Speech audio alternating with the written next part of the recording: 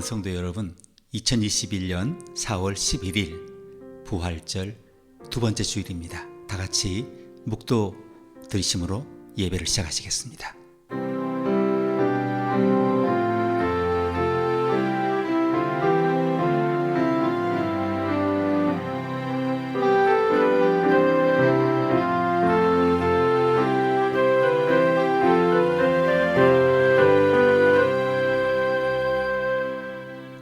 사랑하는 주님, 이 거룩한 예배의 시간에 영으로 임하셔서 우리가 마땅히 알아야 할 것들을 깨우쳐 주십시오. 우리 가운데 병마와 싸우는 이들, 고단한 재정과 씨름하는 이들, 희망을 잃은 나머지 삶과 절연하고 싶은 모든 이들에게 위로의 말씀을 주시기를 원합니다. 이 시간만이 아니라 날마다 오셔서 격려하여 주십시오. 우리가 여전히 슬픔을 안고 가지만 그럴 때도 기쁨과 용기를 얻을 수 있게 해주십시오. 주의 말씀에 근거한 약속으로 우리를 분발케 하시며 약속을 믿지 못할 때에 우리를 꾸짖어 주십시오. 날마다 주의 영광 햇살을 맞으며 주님과 함께 우리의 영원한 자아를 이루어가게 해주십시오.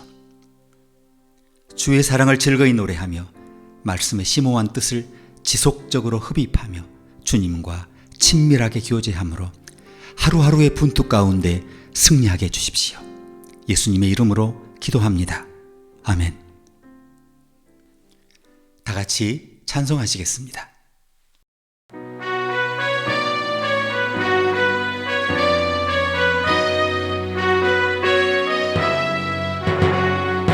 면류관 가지고 주 앞에 들이세 저 천사 기쁜 노래가 온 땅에 퍼지네. 내 혼악 깨어서 주 찬송하여라. 온 백성 죄를 속하신 만왕의 왕일세.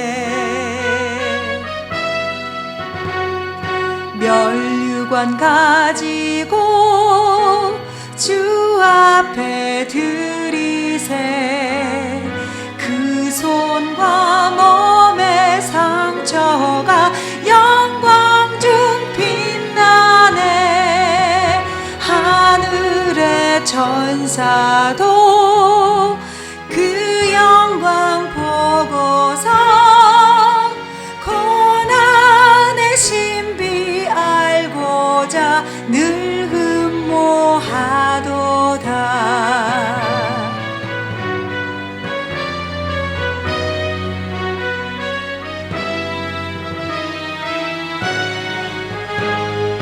면류관 가지고 주 앞에 들이세 온 세상 전쟁 그치고 참 평화 오겠네. 그 보좌 앞에서 온 백성 엎드려 그 한량없는 영광을 늘 찬송하겠네.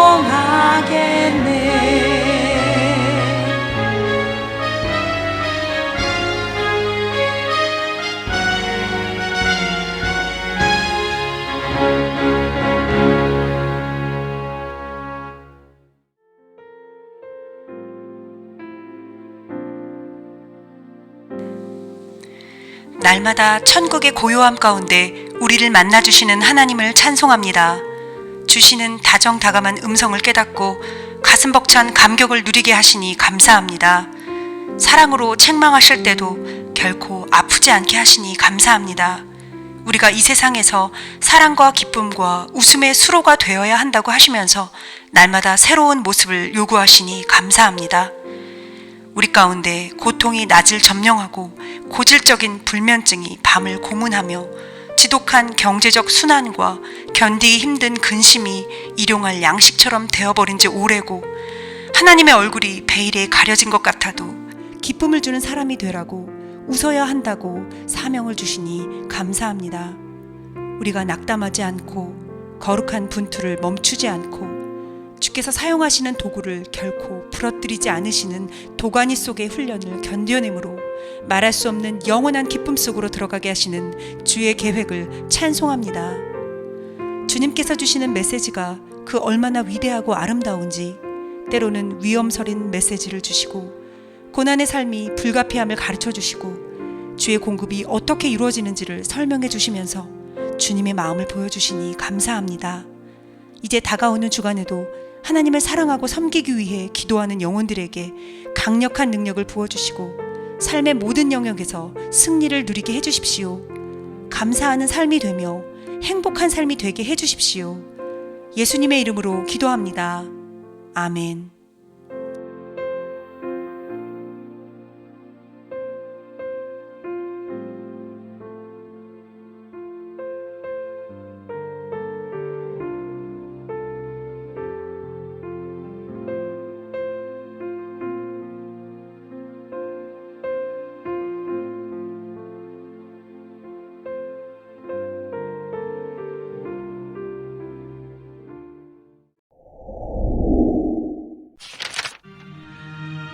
믿는 무리가 한 마음과 한 뜻이 되어 모든 물건을 서로 통용하고 자기 재물을 조금이라도 자기 것이라 하는 이가 하나도 없더라.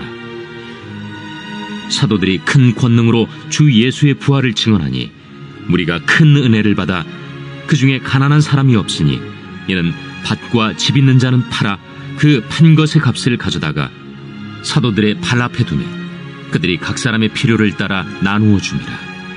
그 부류에서 난 레위족 사람이 있으니 이름은 요셉이라. 사도들이 일컬어 바나바라 하니 번역하면 위로의 아들이라.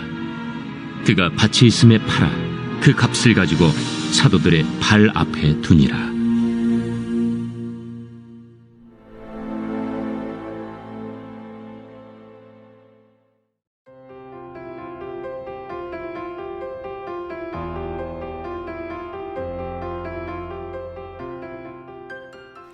교회는 우리 대부분의 사람들에게 나쁜 곳이 아니죠. 사실 여전히 교회를 좋아하는 사람이 많습니다. 이민자의 경우 더더욱 그렇지 않습니까? 작가이자 설교자인 아트 그리어는 그 이후로 일주일에 나쁜 일이 일어날 수 없는 유일한 장소가 교회라고 말합니다. 그는 예배 가운데 실망할 일이 없다. 그 행복한 시간에 지불해야 할 유일한 대가는 설교가 지루할 가능성이라고 이야기했습니다. 그렇지 않습니까? 사실 교회는 나쁜 곳이 아니죠. 우리는 이곳에서 평소에 못 보던 친구들을 만납니다.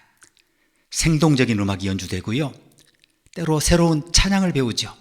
그리고 더 나은 사람이 되기 위한 영감을 얻습니다. 그러나 오늘의 교회가 최초의 교회만큼 사람들의 관심을 끌지 못하는 것 또한 사실이죠. 오늘 본문에서 읽은 최초의 기독교 공동체는 문자 그대로 살아있는 교회였죠. 이 초기 그리스도인들은 함께 모이고 함께 먹고 함께 공부하고 함께 노래하고 함께 기뻐하며 함께 즐거운 시간을 보냈습니다. 믿는 무리가 한 마음과 한 뜻이 되어 모든 물건을 서로 통용하고 제 재물을 조금이라도 제 것이라 하는 이가 하나도 없더라. 그들은 활동적인 교회였고요. 서로 축복하는 교회였고 교제, 봉사, 전도의 영향력이 대단한 교회였죠. 그것을 가능케 한 방법이 뭐였을까요? 오늘 우리가 그것을 다시 구현할 수는 없을까요? 어떻게 하면 초기 교회의 그 순수한 삶으로 돌아갈 수 있을까요? 오늘 본문의 첫 번째 가르침은 모든 신자들의 마음과 생각이 하나였다는 것입니다. 아무도 자신의 소유물이 자기의 소유라고 자신의 것이라고 주장하지 않았다는 거죠. 그리고 각자의 소유를 공유했어요. 어떤 사람들은 그게 사회주의네 이렇게 말합니다. 아닙니다. 사회주의는 국가가 그 재산을 공유하도록 강제하는 시스템이죠. 그러나 초대교회 이것은 구원받은 크리스찬이 하나님의 영의 임재를 너무나 강하게 느낀 나머지 다른 사람의 삶에 책임을 느끼고, 그래서 자신이 가진 것을 서로 공유해서 아무도 궁핍하지 않도록 하는 가장 순수한 의미의 자발적인 그런 공동체입니다. 32절에 보시면 믿는 무리가 한 마음과 한 뜻이 되었다. 신자들 사이에 엄청난 영적 유대가 있었다고 증언합니다. 모든 신자들은 마음과 생각이 하나였어요. 그들 모두가 주님의 몸이라는 엄청난 통일감을 누렸어요. 우리가 좋아하는 시편 133편 1절은 형제가 연합하여 동거함이 어찌 그리 선하고 아름다운 거라고 말씀합니다. 우리 모두가 하나가 되어 하나의 초기 교회의 이 순수한 목표를 향해 노력한다면 지금도 교회가 무엇을 이룰 수 있을지 사랑하는 여러분, 상상이나 되십니까? 두 번째로 우리가 주목하는 것은 초기 교회는 마음과 생각이 하나 된 것에만 머무르지 않았다는 겁니다. 그들은 현실적으로 서로 돕는 사랑으로 가득 차 있었어요. 이들은 서로를 아끼는 사람들이었죠. 선교사 누가는 예수님의 부활과 승천 이후의 최대 사건으로 이 새로운 공동체의 삶에 주목했어요. 33절, 34절 보시면 사도들이 큰 권능으로 주 예수의 부활을 증거하니 우리가 큰 은혜를 얻어 그 중에 핍절한 사람이 없었다. 이렇게 증언하죠. 이것이야말로 세상이 따라할 수 없는 위대한 증인들의 삶이었습니다. 모든 것을 서로 나누는 것이 초기 그리스도인들이 주님의 부활을 증거한 방법이었어요. 그들은 완전히 새로운 종류의 사람들이었습니다. 저명한 출판사 대표이자 작가인 베넷 세르프를 여러분은 아십니다.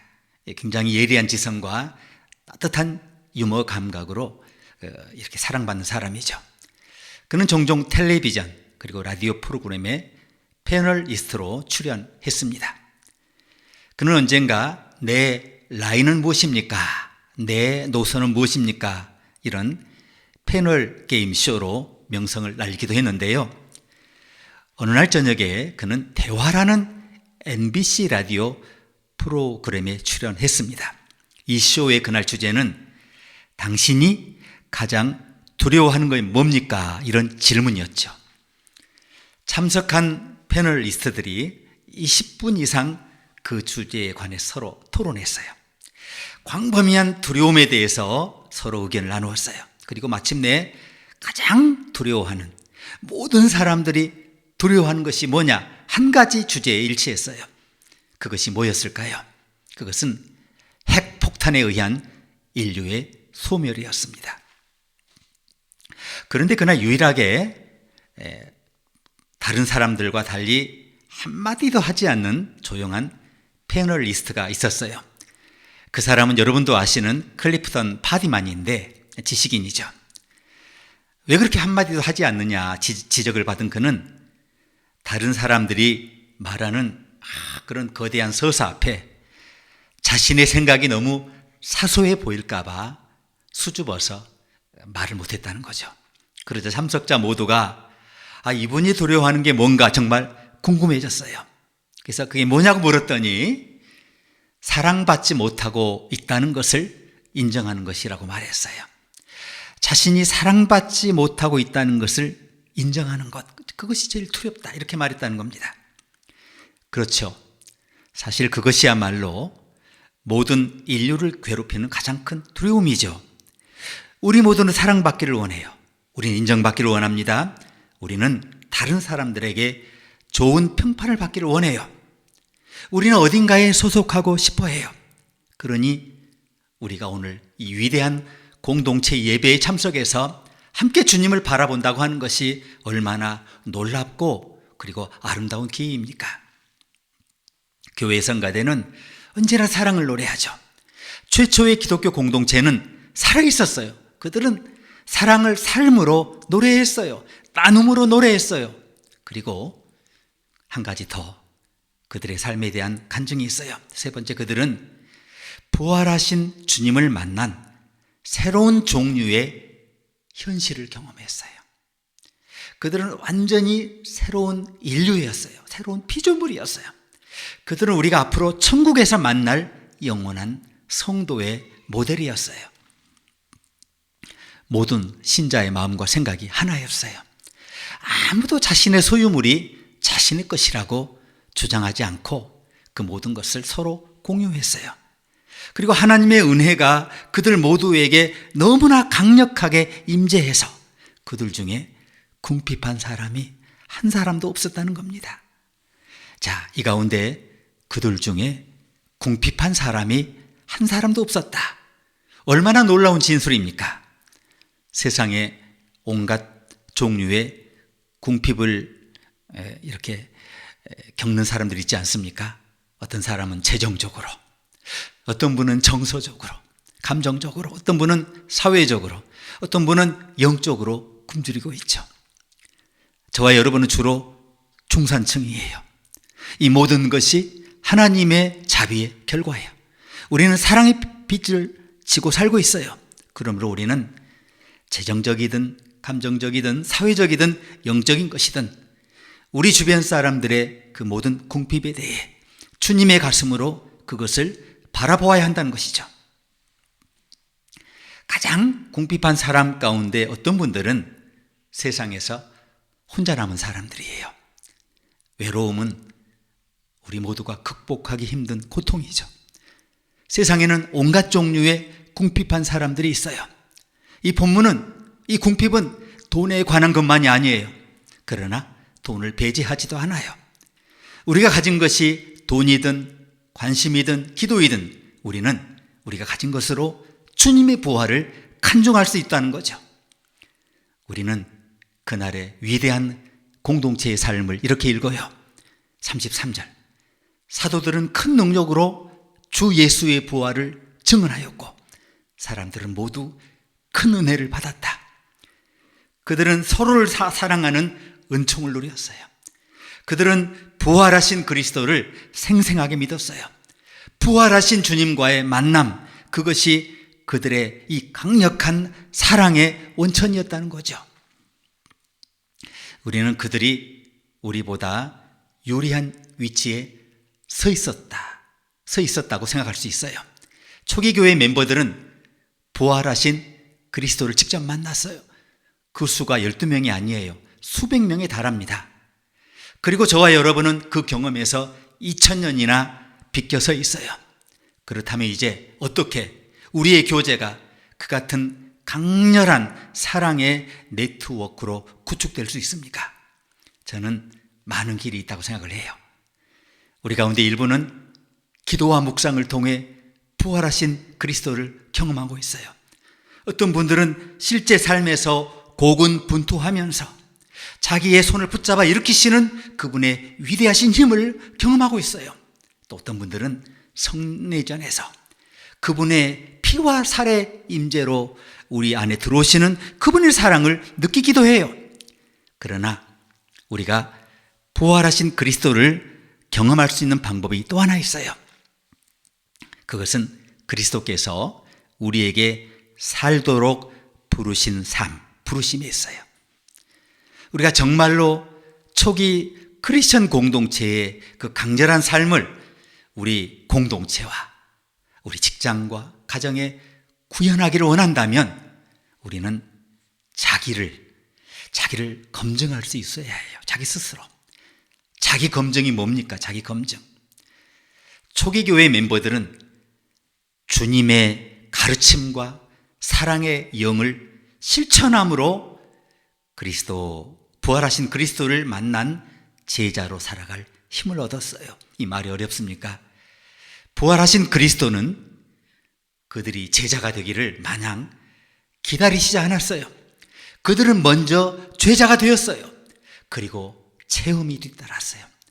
그들은 마음과 생각이 하나 되고 아무도 자신의 소유물이 자신의 것이라고 주장하지 않고 그들 중에 궁핍한 사람이 없도록 하는 그 제자의 삶에 최선을 다하고 그 다음 놀라운 은총이 뒤따랐어요. 오늘도 하나님이 가장 염려하시는 것은 그의 몸, 곧 우리 주변의 형제 자매들이죠. 초대교회는 모든 것을 서로 공유했기 때문에 그리스도의 몸 가운데 누구도 자신의 삶에서 재정적 혹은 감정적 혹은 사회적 혹은 영적 결핍을 느끼지 않았어요.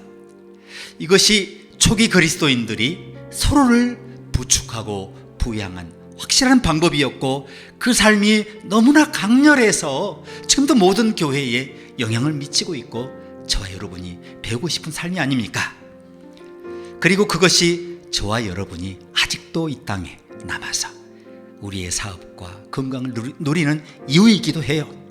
이것이 주님이 우리에게서 은사와 물질과 건강을 남겨놓으신 유일한 이유예요. 우리는 그리스도의 몸이죠. 그리고 그리스도의 나라예요. 그분의 부활을 간증하는 방법이 뭡니까? 자, 이제 예수 그리스도의 부활을 증거하기 위해 마음과 생각이 하나가 되고 서로 가진 것으로 이웃을 섬기고 그리고 사랑을 실천함으로 우리 삶에서 그분의 부르심을 모든 사람들에게 빛으로 나타내는 저와 여러분 되시기를 주의 이름으로 축원합니다. 함께 기도하시겠습니다.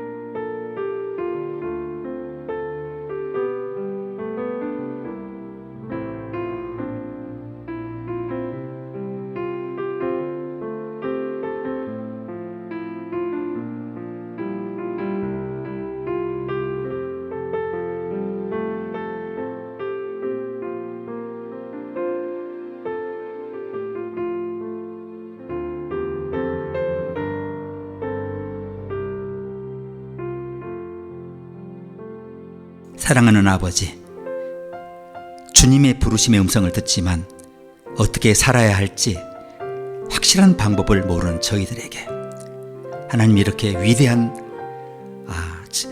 부활의 증인들의 말씀을 통해서 우리가 살아야 할 그 방향과 방법을 말씀해 주시니 감사합니다. 그 강력한 위대한 보람 있고 아름답고 누구에게나 감동이 되고 또 하나님의 기쁨이 되고 또 영혼에까지 연결되는 그 위대한 삶을 우리가 지금까지 그렇게 살아드리지 못했더라도 이제부터 우리가 매일 살아드리고 매 순간 고민하고 그 방향을 향해 나아감으로 우리의 삶의 모든 순간이 하나님의 영광의 빛이 되고 모든 사람들의 기쁨이 될 수 있도록 우리 자신의 보람이 될 수 있도록 축복하여 주십시오. 예수님의 이름으로 기도합니다. 아멘. 다 같이 찬양하시겠습니다.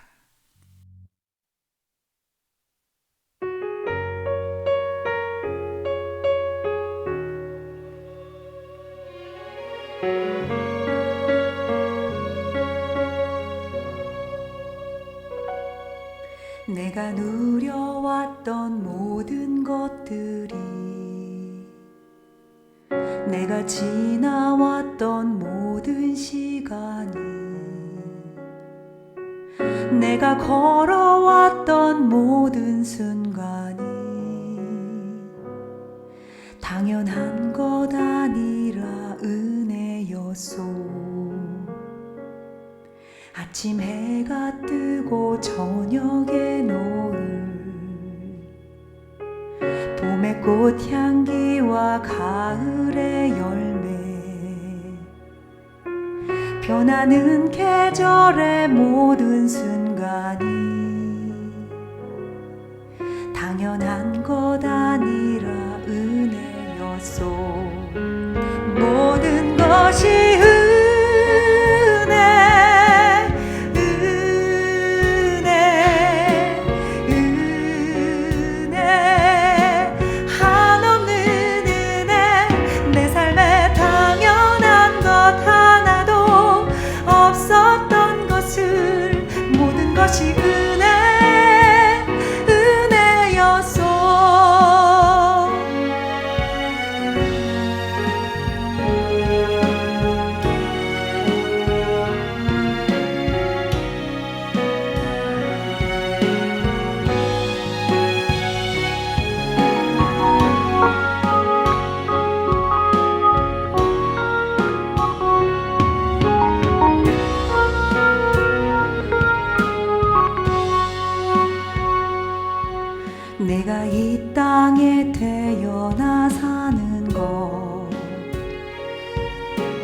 어린아이 시절과 지금까지 숨을 쉬며 살며 꿈을 꾸는 삶, 당연한 것 아니라 은혜였소. 내가 하나님의 자녀로 살며 오늘 찬양하고 예배하는 삶, 복음을 전할 수 있는 축복이 당연한 것 아니라 은혜였소. 모든 것이 은혜,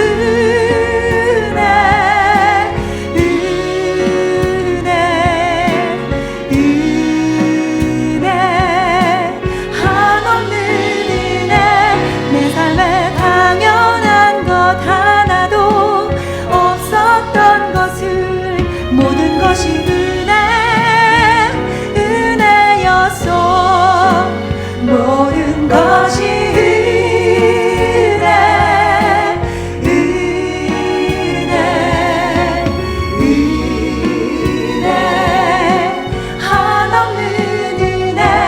내 삶에 당연한 것 하나도 없었던 것을 모든 것이 은혜, 은혜였소. 모든 것이 은혜,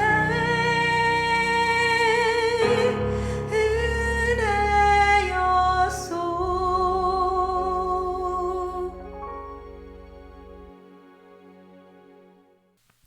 다 함께 기도하시겠습니다.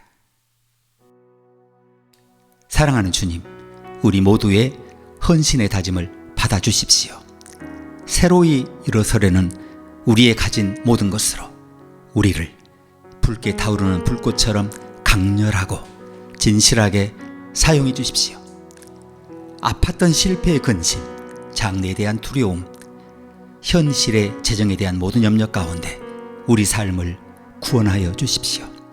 이로 인한 우울함과 의기소침, 이 모든 것을 파묻고 새로운 삶, 그리스도 안에서 되살아난 삶을 향해 나아가게 해주십시오.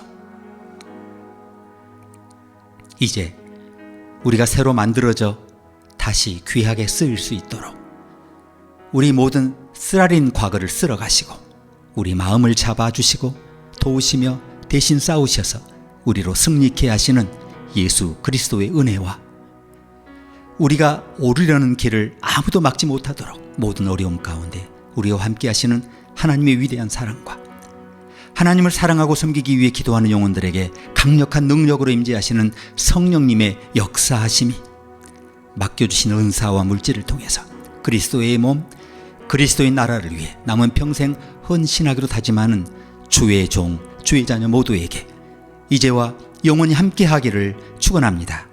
아멘.